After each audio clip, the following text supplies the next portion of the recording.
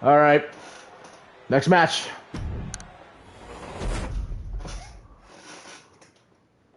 Quite possibly the most jaw-dropping result in WrestleMania history. The Undertaker's streak ends at the hands of Brock Lesnar. The looks on the faces of those in attendance told us everything. Nobody saw this coming. Our next match takes us to the greater Bay Area of Northern California. WrestleMania 31 in 2015. Seth Rollins had been on top of the world ever since he decided to leave the Shield behind to do the bidding of the Authority. This move paid off instantly as he'd capture the Money in the Bank briefcase in July of 2014.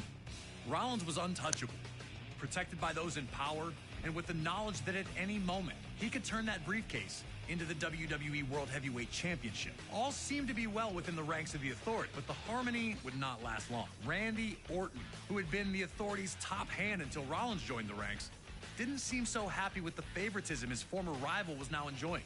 This would come to a head with Rollins attacking Orton following a tag team match, connecting with his vaunted stomp to make it clear that their association was now over.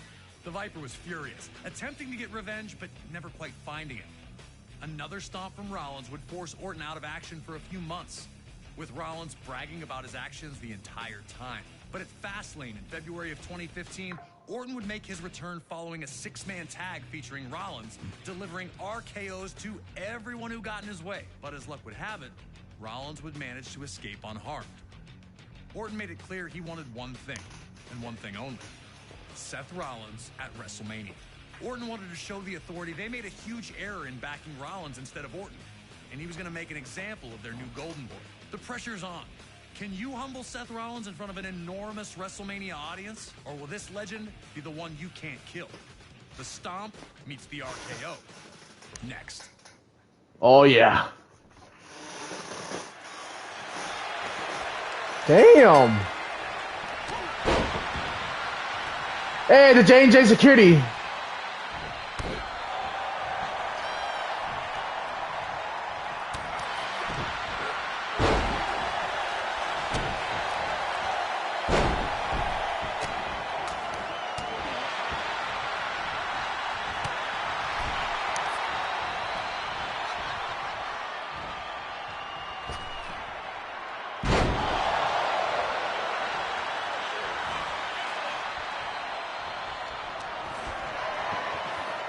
Orton and Rollins struggled early to take command of the match, mirroring the struggle for power the two had while both associated with the Authority.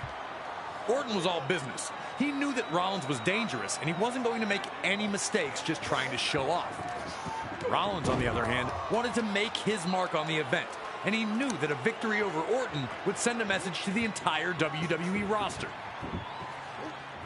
This need to make a statement almost cost Rollins when Orton followed up a dropkick with an attempt at the RKO.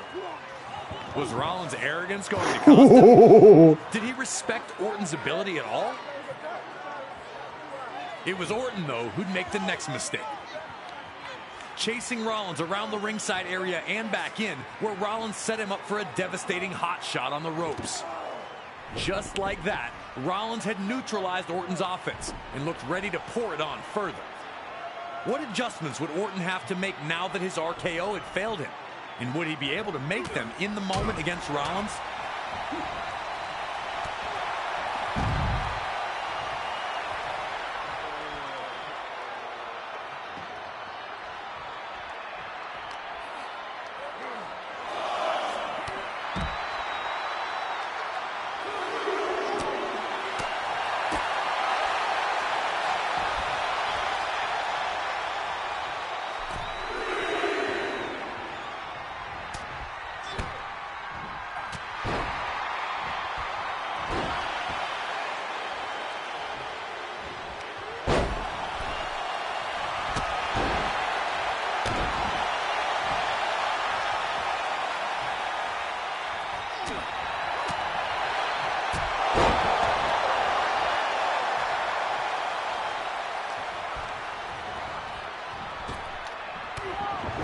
Orton wanted to try for another RKO, knowing that the quick strike would be the end of Rollins whenever it hit. Every time Orton seized control, those two goons in Rollins' security would try and distract Orton. Wait, the changes. Interfere. Wait, where are they blurred out? With the backing of the authority, officials were hesitant to disqualify Rollins or even have his security removed. With Rollins temporarily halted, Orton would look to remove Rollins' security from the equation himself. Was Orton making a mistake by leaving Rollins to recover? While we all pondered these questions, Seth Rollins provided the answer by wiping Orton out with a breathtaking suicide dive. Orton had squandered his advantage in the match for now.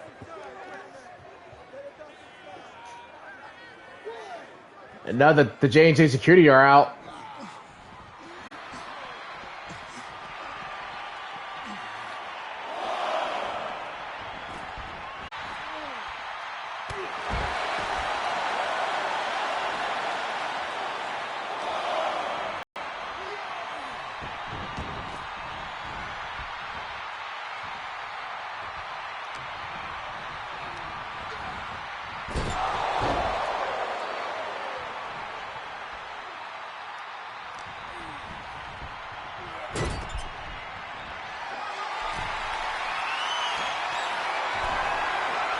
All right, here we go. The superplex.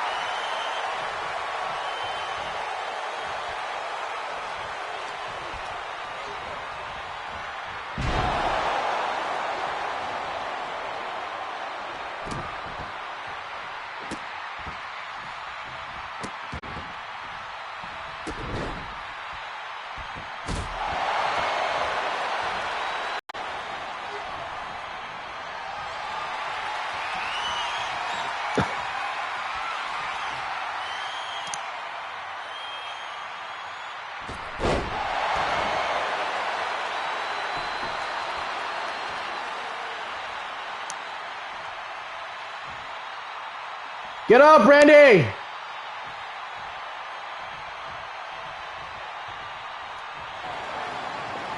Here we go. Orton had finally put Seth in a bad spot and backed into the corner, looking to deliver his infamous punt kick. But like they had already multiple times, Rollins' security ran back into the ring, where they'd both eat RKOs for their trouble. Once again, Rollins took advantage of the distraction, ceasing all of Orton's pressure with a stomp. The same stomp that had taken Orton out of action for months.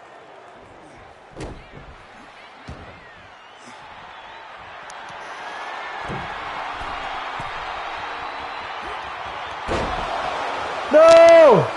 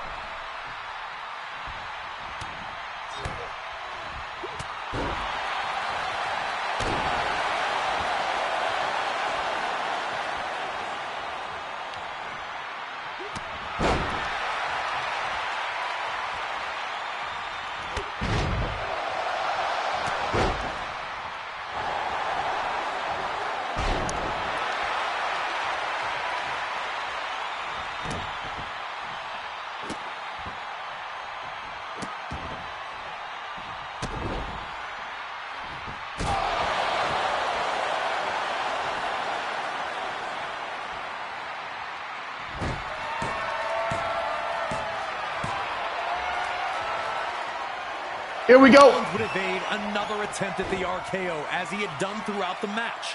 Hey! Yeah, here we In a go. moment that will play in highlight reels forever, Randy Orton unleashes possibly his greatest RKO ever to stop Seth Rollins. One of the best RKOs of all time. The Viper never looked better, expertly setting up his prey to make one wrong move so he could strike from, that's right, out of nowhere. Randy Orton's perseverance allowed him to overcome stifling 3-against-1 odds. And despite being unable to land the RKO on multiple occasions, when the moment presented itself, he fully took advantage. Orton now able to truly show the authority that they had backed the wrong guy all along. Doubly satisfying. And Rollins' master plan had crumbled. He'd now live forever in WrestleMania highlight reels for all the wrong reasons. Surely there was nothing that could salvage this night for Seth. This was Randy Orton's night, and the only thing people would remember from this event would be that RKO. Nothing was going to change what Orton had done to Seth Rollins. They count to me, they understand, they talk to me. They talk to me!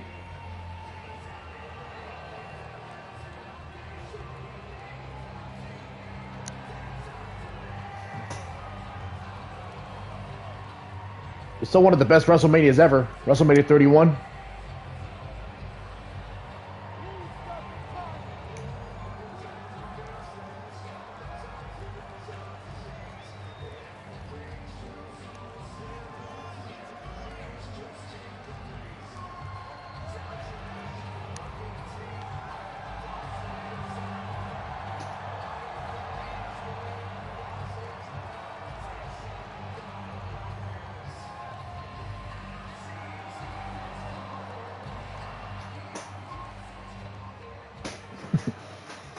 That RKO, though, that's a finish that will live forever. Indeed it will.